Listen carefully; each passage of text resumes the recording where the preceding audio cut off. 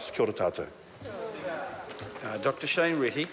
Thank you, Mr Speaker. It's a pleasure to speak to this bill, and I'd first like to thank the member Peni Hinari for conceiving and working up this bill, which does address an important issue. Let me address, though, why this is challenging. Firstly, Mr Speaker, there's the inability to identify slave labour components.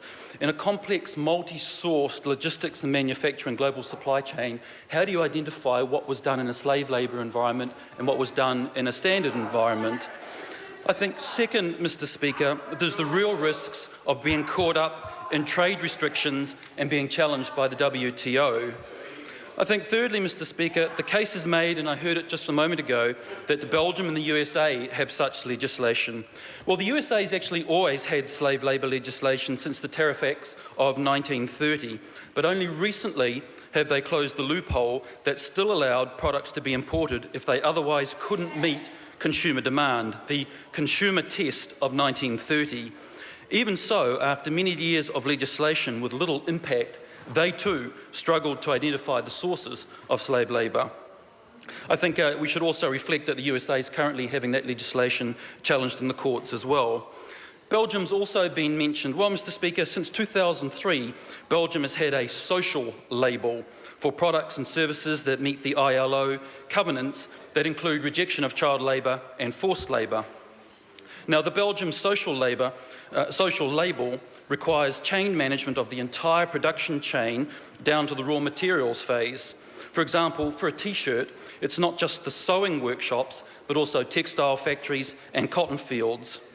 Now, because this is too expensive and complex, the Belgium production chain has been looked at in what's called a delimited fashion, and that assesses a social analysis of the whole production chain using volume, weight, costs and risk, and this is a work in progress for Belgium as well.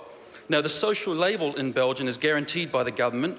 It's underwritten by Belgian law for socially responsible production, and it's awarded by a committee called the Committee for Socially Responsible Production. A recent report from the Belgian experience shows that few businesses take it up, consumers didn't understand the value of the label, and it doesn't significantly affect consumer purchase choices. I think there are other tools that we can bring to this problem. Firstly, I think we can support anti-slavery measures through the WTO and the 1998 Independent Labour Organisation Declaration on Fundamental Principles, firstly. Secondly, we require ILO provisions in all our FTAs. And thirdly, expanding the issue of slavery beyond trade to include slavery in all forms via the United Nations.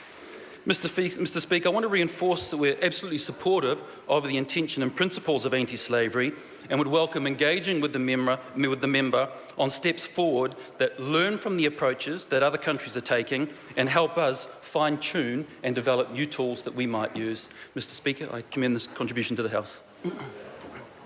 Arima Fox.